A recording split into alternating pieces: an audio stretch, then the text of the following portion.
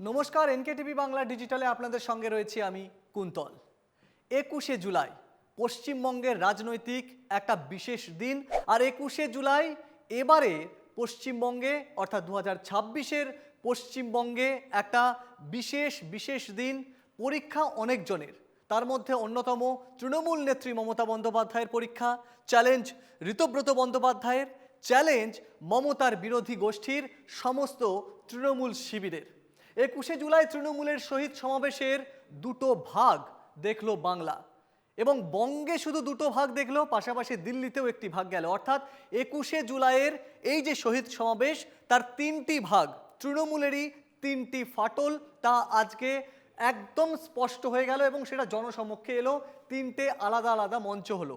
একটি পশ্চিমবঙ্গের ধর্মতলা চত্বরে বিড়লা তালামণ্ডলের সামনে, যেখানে মমতা বন্দ্যোপাধ্যায় করলেন সভা, এবং তার ঠিক অদূরেই শহীদ মিনারের সামনে কংগ্রেস করলো একটা সমাবেশ, এবং তার পাশাপাশি ঋতব্রত শিবির তারাও করলো একটি আলাদা মঞ্চ।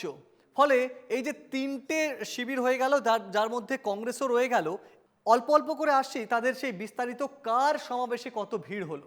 কারণ পশ্চিমবঙ্গে তৃণমূল সরকারের পতনের পর ঋতব্রত শিবির অর্থাৎ মমতা বন্দ্যোপাধ্যায়ের বিরোধী শিবিরের কাছে সভায় ভিড় করানো সমাবেশ, চ্যালেঞ্জ মমতা বন্দ্যোপাধ্যায়েরও। কারণ 15 বছরের ক্ষমতার অবসানের পর এখন কি সেই ভিড় হবে জননেত্রীর সভায়? সেই প্রশ্নটা বারবার জুলাই মাসের শুরু থেকে ঘোরাফেরা করছিল।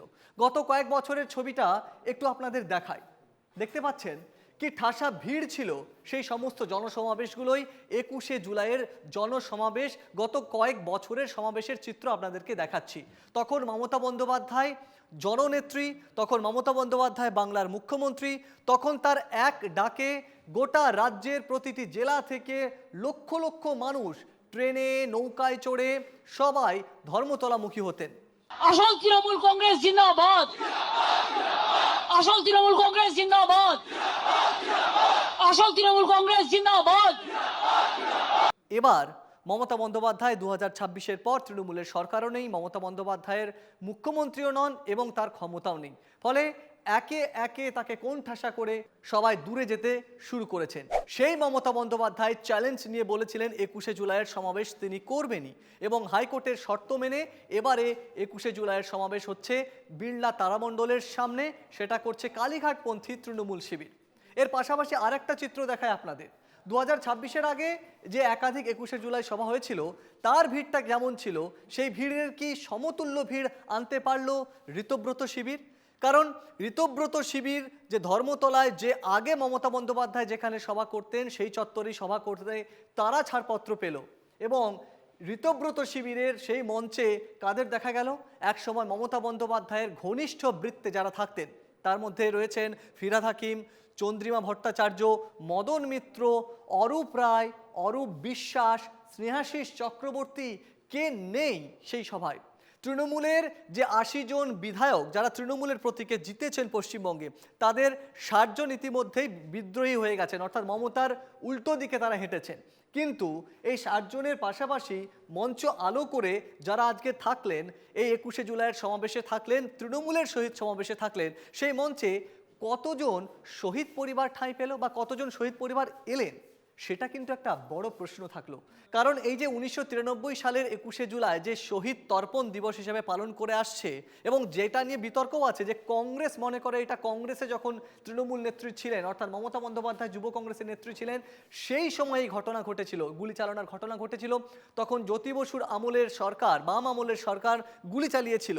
সেইটা যখন মমতা বন্দ্যোপাধ্যায় তৃণমূল সরকার করে পশ্চিমবঙ্গে এলেন, তাই 21শে জুলাইটাকে তিনি রাজনৈতিক ক্ষমতার একটা মঞ্চ হিসাবে চালু করলেন।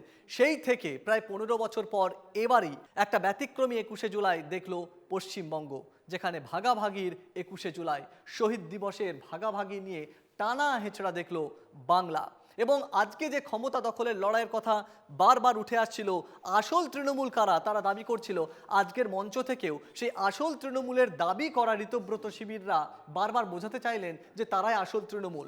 মদন মিত্র মঞ্চে ভাষণ দিলেন, পাশাপাশি ফিরহাদ হাকিম মঞ্চে ভাষণ দিলেন, শহীদ বেদিতে অর্থাৎ শহীদদের উদ্দেশ্যে আজকে যে মঞ্চের পাশে শহীদদের বেদি করা হয়েছিল অস্থায়ী, সেখানে তারা শ্রদ্ধাঞ্জলি দিলেন। অরূপ রায়, অরূপ বিশ্বাস সবাই শ্রদ্ধা জ্ঞাপন করলেন, যারা একসময় মমতা বন্দ্যোপাধ্যায়ের সঙ্গে থেকে তৃণমূলটাকে সামলেছেন। আজকে তারাই মমতা বন্দ্যোপাধ্যায়ের উল্টো দিকে হেঁটে মমতা বন্দ্যোপাধ্যায়ের তৃণমূলকে না মেনে তারা নিজস্বভাবেই তৃণমূলের আসল তৃণমূল বলে দাবি করছে। কিছুদিন পর হয়তো দেখা যাবে তাদেরকে অন্য প্রতীকেও যাচ্ছেন, অর্থাৎ তৃণমূলেরই অন্যরকম প্রতীক হয়ে গেছে, তারা প্রতীকের দাবি করে এসেছে কমিশনে। অর্থাৎ 21শে জুলাই নিয়ে যখন দড়ি টানাটানি চলছিল, আজকে মমতা বন্দ্যোপাধ্যায়ের কাছেও ছিল একটা বিশেষ চ্যালেঞ্জ। কারণ ইতিমধ্যে বিতর্ক, যে মমতা শিবিরের বিতর্ক উঠেছিল যে রাত্রেবেলা, গত রাত্রে নাকি তাদের ব্যানার টেনে ছেড়ে দেওয়া হয়েছে। ফলে আজকের দিনভর 21শে জুলাইয়ের সমাবেশ নিয়ে যে একটা প্রশ্ন চিহ্ন ছিল যে কতটা সুষ্ঠুভাবে মমতা বন্দ্যোপাধ্যায়ের শিবির মমতা বন্দ্যোপাধ্যায়ের শিবির যে 21শে জুলাই সমাবেশটাকে তারা সম্পন্ন করবেন। কারণ হাইকোর্টের শর্ত প্লাস নিরাপত্তা। সেই মঞ্চে আজকে দেখা গেল অভিষেক বন্দ্যোপাধ্যায়কে ঝাঁঝালো ভাষণ দিলেন, মমতা বন্দ্যোপাধ্যায় ঝাঁঝালো ভাষণ দিলেন এবং পাশাপাশি তিনি জানালেন যদি এই সভা ভণ্ডুল করার চেষ্টা করা হয় তাহলে নবান্ন অভিযান, প্রয়োজনে মহাকরণ অভিযান ফের করবেন তিনি। অর্থাৎ সেই মমতা বন্দ্যোপাধ্যায় যিনি মহাকরণ অভিযানের সময় একবার 21শে জুলাইয়ের একটা সৃষ্টি হলো, সেই মহাকরণ অভিযানের ফের একটা ইঙ্গিত দিলেন, বা সেই মহাকরণ অভিযানের জন্য মমতা বন্দ্যোপাধ্যায় যে ফের এই বয়সেও তৈরি তারও হুঁশিয়ারি দিলেন এই মঞ্চ থেকে। তিনি ঠিক কি বলেছেন শুনুন। আমাদের দল থাকছে এবং থাকবে। যদি কেউ বেইমানি করে ছিনিয়ে নেওয়ার চেষ্টা করে আমরাও ছিনিয়ে নেব। আমরা মানুষের বিশ্বাস আমাদের উপর আছে। আর বাংলায় সব রাজনৈতিক দলকে বলবো, যারা বিজেপি বিরুদ্ধে সঠিক অর্থে, তারা জোট বাঁধুন, তৈরি হন। সবাই মিলে যদি থাকেন আমাদের কোনো আপত্তি নেই, কিন্তু মনে রাখবেন অস্তিত্বটা আমাদের এখানে আছে, অস্তিত্বটা ছিল, অস্তিত্বটা বাংলার মাটিতে জন্ম এবং অস্তিত্বটা মাটি মানুষের থাকবে। ছাত্রছাত্রীদের প্রোগ্রাম আছে, এরপর হবে, এখন বলছি না জায়গাটা কোথায়, কারণ আগেই ব্যাগ ডেটা পুলিশকে দিয়ে বুক করিয়ে নেবে। যেখানেই হোক হবে।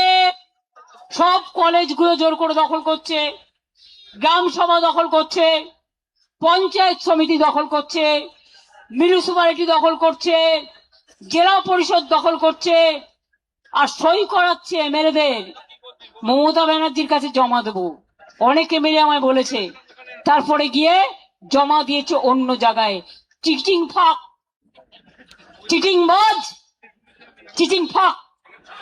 মনে রাখবেন এর বদলা হবে আন্দোলনের মধ্যে দিয়ে।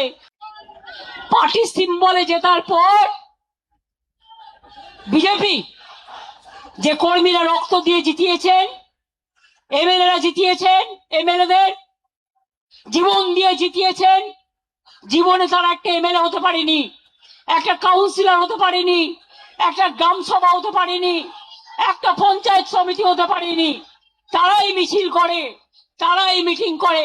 আর আপনারা এত ভোগী, 2 মাস সহ্য করতে পারলেন না। এই যে চোর চোর বলে বেড়াচ্ছে না, আমরা বেঁচে গেছি, চোরগুলো বিজেপিতে চলে গেছে। না, নেব না, একদম নেব না। কালকের অপারেশন কারা করেছে আমি প্রত্যেকটার নাম জানি।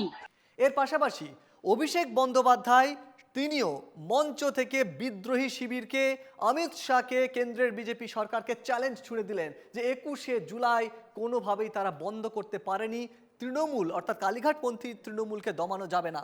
তিনি কি বলছেন শুনুন। 21শে জুলাই হলো বিজেপি সরকার 21শে জুলাই আটকাতে পারলেন,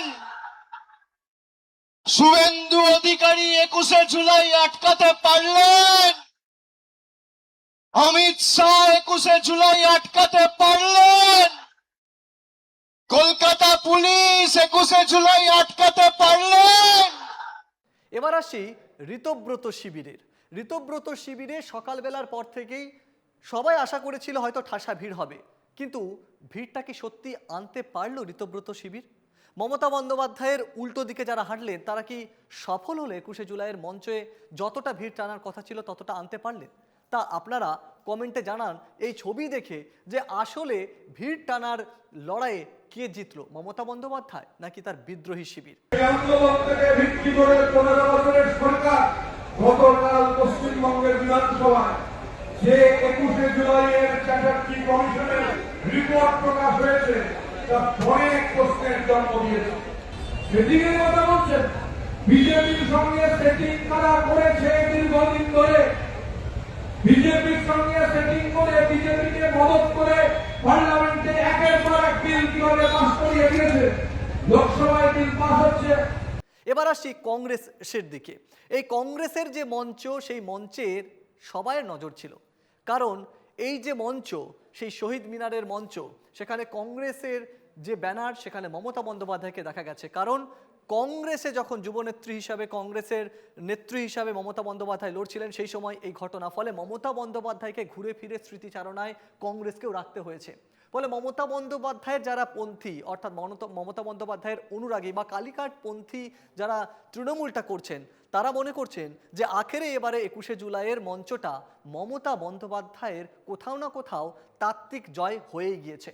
কারণ ঋতব্রত শিবিরের সেখানে মমতার ছবি ছিল না, আর মমতার বন্দ্যোপাধ্যায়ের যে সভা, সেখানে শুধুমাত্র মমতা বন্দ্যোপাধ্যায়ের ছবি ব্যবহার করা হয়েছে। পাশাপাশি কংগ্রেসের যে মঞ্চ, সেখানেও মমতা বন্দ্যোপাধ্যায়ের ছবি ব্যবহার করা হয়েছে। যদিও কতটা লোক সমাগম হলো সেটা নিয়ে কংগ্রেসরাও কিছুটা দ্বিধাগ্রস্ত। এবং এর পাশাপাশি মমতার এই ভরাডুবির সংসারে, অর্থাৎ তৃণমূলের এই সময় যে পরিস্থিতি, তাতে মমতার যে কতটা চ্যালেঞ্জের মধ্যে ছিলেন, এবং এই সভার লোক সংখ্যা যত দুপুরের পর থেকে ক্রমশ ভিড় হয়েছে মমতার শিবিরের দিকে, সেই ছবি তারা তুলে ধরার চেষ্টা করেছে, বারবার সোশ্যাল মিডিয়ায় সেই ছবি দিয়েছেন। আমি বলতে চাই, মমতা ব্যানার্জি বিকল্প গরিব মানুষের মা মমতা ব্যানার্জি বেইমানি করেছে, গাদ্দারি করেছে, তাদের সব নিপাত যাবে। মমতা বন্দ্যোপাধ্যায় আসার পর মানুষের একটা স্রোত কিছুটা হলেও বেড়েছিল সেই সময়, সেটাও তারা ছবির মাধ্যমে তুলে ধরার চেষ্টা করেছেন। কিন্তু তিন পক্ষ, অর্থাৎ মমতা, ঋতব্রত, পাশাপাশি দিল্লিতে রাজঘাটে কতটা সফল হলো তৃণমূলের এই সাংসদরা, অর্থাৎ বিদ্রোহী গোষ্ঠীর সাংসদরা, সেই প্রশ্নটা থাকলো। কারণ রাজঘাটে 21শে জুলাই পালন করলেন আজকে কাকলি ঘোষ দস্তিদার, শতাব্দী রায়, সুদীপ বন্দ্যোপাধ্যায়রা। এই 20 জন তৃণমূল সাংসদ, তারা ইতিমধ্যেই মমতা বন্দ্যোপাধ্যায়ের উল্টো দিকে হেঁটে সংসদে এনসিপিআইয়ের সঙ্গে মিশে গিয়ে বিজেপির সঙ্গে লড়ছে। ফলে তৃণমূলের এই যে ফাটল, 21শে জুলাইয়ের সমাবেশ, সার্বিকভাবে 2026-এর ভরাডুবির পর একটা বড় মঞ্চ, যা মমতা বন্দ্যোপাধ্যায়ের চ্যালেঞ্জ তো ছিলই, ঋতব্রত শিবিরের চ্যালেঞ্জ তো ছিলই, পাশাপাশি বিদ্রোহী যারা তৃণমূল, তাদের সকলের কাছে একটা বড় চ্যালেঞ্জ ছিল। সেই ছবিটা তারা কি তুলে ধরতে পারলেন, সেটা প্রশ্নই থেকে গেল। আমাদের এই ভিডিও কেমন লাগছে তা অবশ্যই আমাদের কমেন্টে জানান। পাশাপাশি চোখ রাখুন NK টিভি বাংলা ডিজিটালের ইউটিউব, ফেসবুক এবং ওয়েব পোর্টালে।